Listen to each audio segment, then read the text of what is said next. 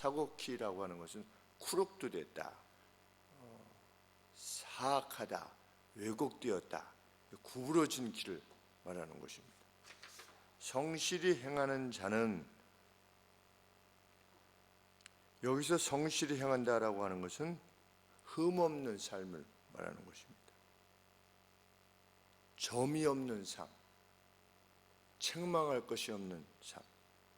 우리 사도 바울께서 부부의 삶에 대해서 논하시면서 내가 지금 부부에 대해서 논하고 있는 것이 아니라 교회에 대해서 논하고 있는 것이다 라고 말씀하시면서 부부 사이에 우애와 사랑이 넘칠 것을 요구하셨습니다. 그러면서 교회에 대해서 언급하셨습니다. 교회는 흠과 점이 없어야만 된다.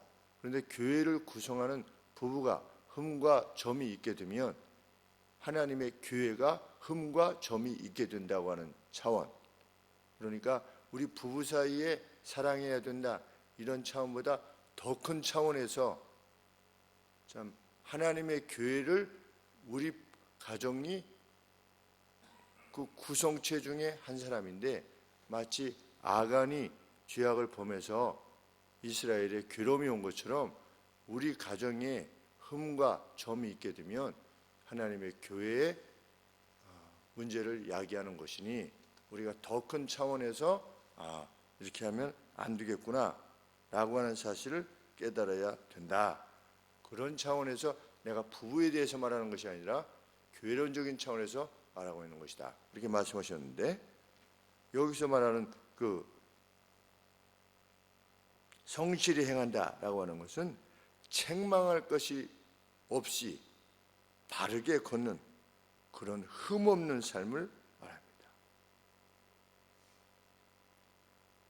성경은 그 누군가 하나님께서 제시하신 기준에 비추어서 흠이 없이 살고자 한다면 그는 노임을 받게 될 것이다, 구원을 얻을 것이다. 그런데 여기서 셀베이션을 표현을 쓴 것이 아니라 18절에 보시면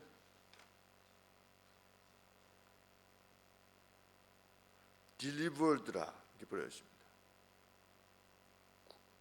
그러니까 노임을 받는 것입니다. 흠없는 삶을 살면 반드시 노임을 받게 될 것이다. 이것은 무엇을 전제로 하는 것입니까?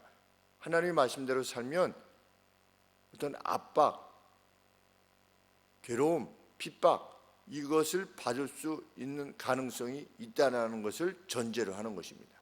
하나님의 뜻대로 사는 것은 처음부터 결코 완전한 기쁨과 노임을 가져오지 않는다는 것입니다. 마치 누구처럼? 요셉처럼 형들의 악을 그 부모에게 고했습니다.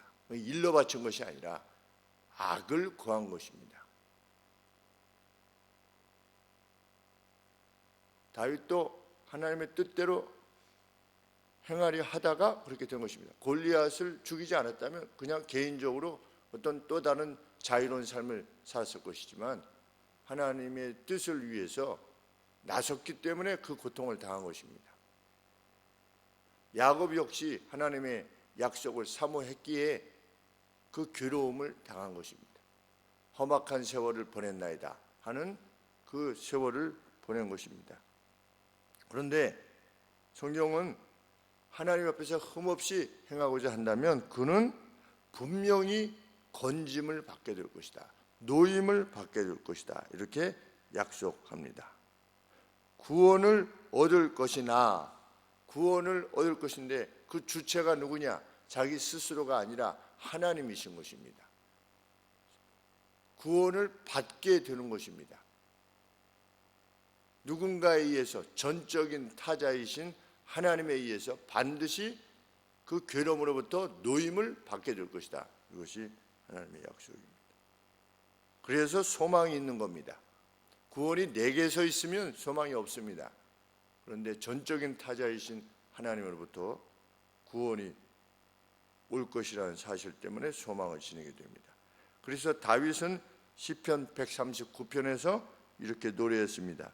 흑암이 정녕 나를 덮고 나를 두른 빛은 밤이 되리라 할지라도 심지어 어두움도 당신에게는 어두움이지 않으며 밤도 낮과 같이 밝습니다. 어두움과 빛이 당신에게는 똑같습니다. 하나님 앞에서는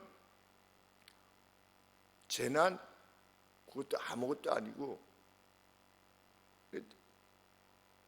우리가 복이냐 저주냐라고 논할 수 없으리만큼 모든 것을 지휘하실 수 있으시고 이끄실 수 있으신 분이 하나님이시다.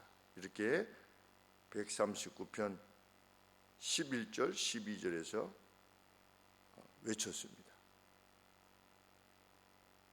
더 이상 희망이 없던 바벨론의 사자굴 속에서 하나님은 사자의 입을 막으셨고 그를 delivered 하셨습니다.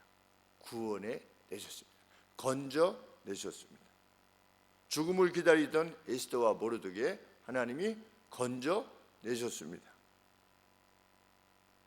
하나님 앞에서 바르게 걷는 것이야말로 가장 안전한 길이다.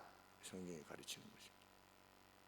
하나님의 뜻을 따라서 하나님의 뜻을 묻고 좇는 길이야말로 가장 안전한 길이다.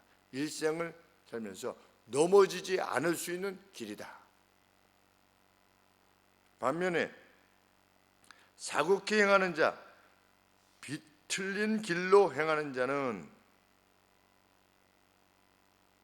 행한다라고 했을 때 거기서는 열중한다라고 하는 뜻이 있습니다. 열중한다. 비틀린 길로 열중하는 자는 그의 의로움의 부재가 일시적이지 않고 순간 우리도 인간 살다 보면 저희들이 믿음 생활 하다 보면 순간 이게 잘못할 수 있지 않습니까? 그렇게 그의 의로움의 부재가 일시적인 것이 아니라 항상 열심을 다한다면 비틀린 길로 열중하게 된다면 그는 맴매가 아니라 순식간에 멸망할 것이다. 이렇게 경고하는 것입니다. 사곡한 길에 구부러진 길에 열심하고 있는 한 목사를 통해서 아니면 주변 성도님을 통해서 이렇게 하는 것은 합당치 않습니다 라고 했을 때 그것을 듣고 행하는 것이 아니라 내가 내 아우를 지키는 자니까 하든지 이렇게 냉소적으로 비아냥거리면서 세상이 그렇게 녹록지 않습니다 라고 말하면서 그냥 자기의 길을 가게 된다면 화평하십시오 라고 했을 때 목사님이 제 사정을 잘 모르셔서 그렇지 이런데 어떻게 화평합니까?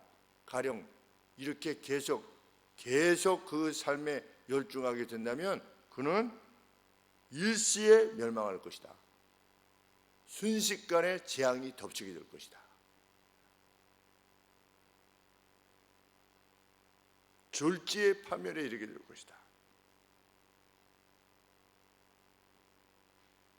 이름 모를 병사가 쏜 화살을 맞아서 죽어갈 때에 아합이 죽어갈 때에 그냥 이름 모르는 병사가 그냥 쐈는데 화살이 우연히 가서 꽂히는 겁니다.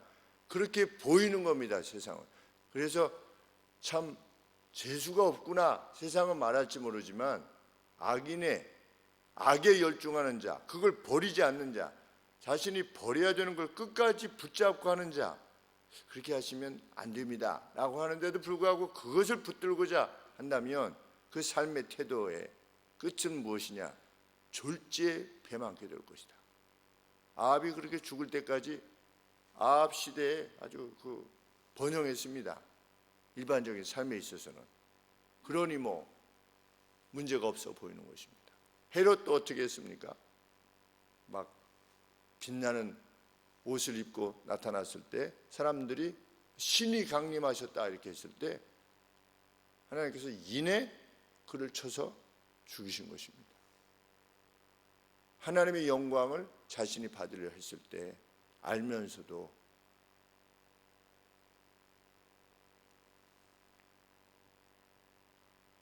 아합의 죽음은 비뚤어진 길을 가고자 하는 모든 이들이 피할 수 없는 재앙이었다.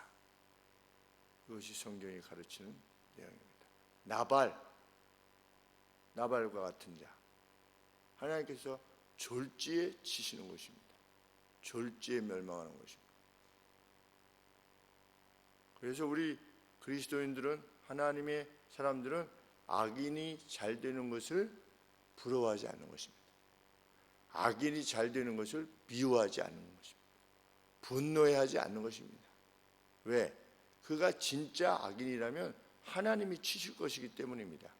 우리로서는 그 사람이 곧 재앙에 직면하게 될 것이니 우리로서는 불쌍히 여길 뿐인 것입니다. 그리고 우리는 우리의 길을 그냥 갈 뿐인 것입니다.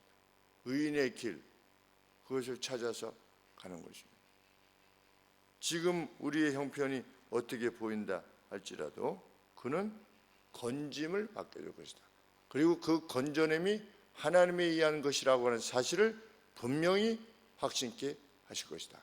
그런 방식으로, 그런 구원으로 우리를 구원해 내실 것이다. 이것이 하나님의 약속입니다. 우리가 그 약속을 믿고 견고히 나가게 되시기를 소원하는 것입니다. 기도하겠습니다.